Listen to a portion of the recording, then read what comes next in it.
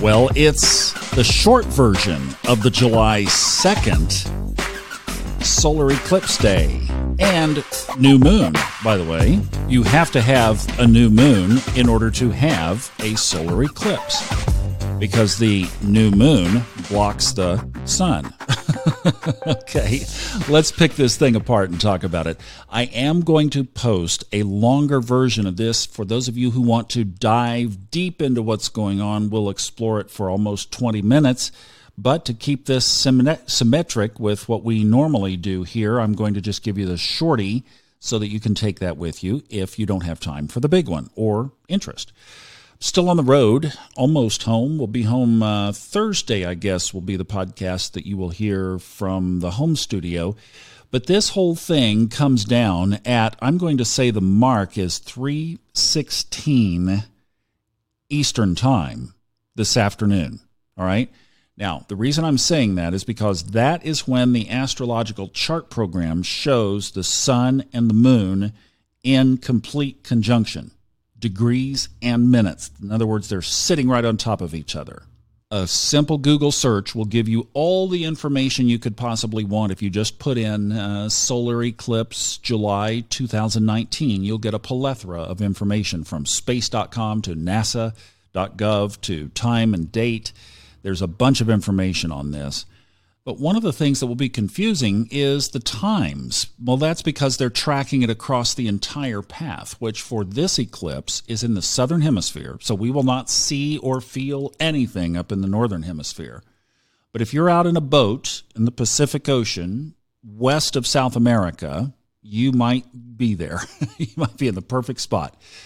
But it will make landfall in Chile and Argentina and cut a swath across those two areas. So that's where it will be visible on land. It's really a limited viewpoint from this standpoint, but the energy is certainly absolutely still there. Now, I go into this in greater depth in the long version, but let's talk about what is happening here. The sun and the moon are in the sign of Cancer. They are at 10 degrees Cancer. So the sun has come through 1/3 of its path. We are 1/3 of the way through Cancer birthdays for 2019. 30 degrees to a sign, 10 degrees in. All right. So they are sitting right on top of each other. And I'm thinking this is kind of what's going on. The moon has come home to Cancer and it found a bunch of people bunking up in its house. Now, it had word that there were a few more than were actually there when it got home because Mercury and Mars have moved on.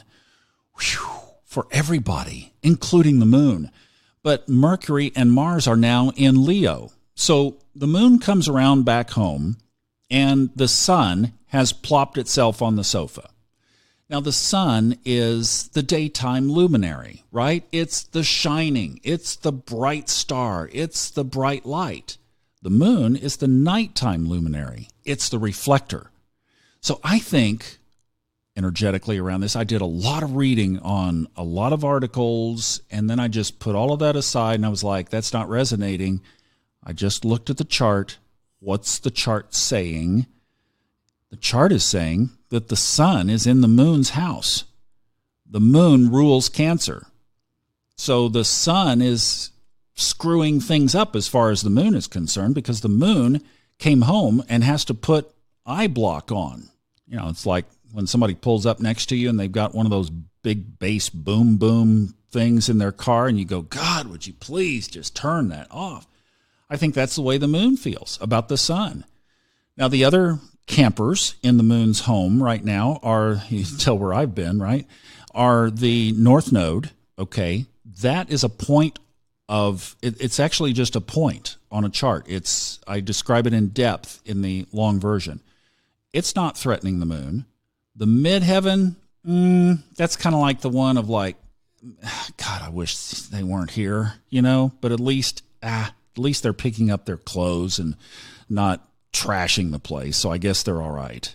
And again, more on that in the long version. So how do we play this energy? Well, I think we play it by creating things that we want to move quickly. That's what this kind of energy is. It's snappy. It's fast. This is the moon's show, not the sun's. This time, it's the moon's program. We are in the moon's house. Take off your shoes, please. So let's create things that are around emotions, around water, and move quickly. And realize that there might be a little bit of grumpy around this too, because the moon came home and wasn't so happy to find out who was hanging around. So that's how I would play it. Much more in depth on the long version, but I wanted to get you comfortable with what was going on today with this.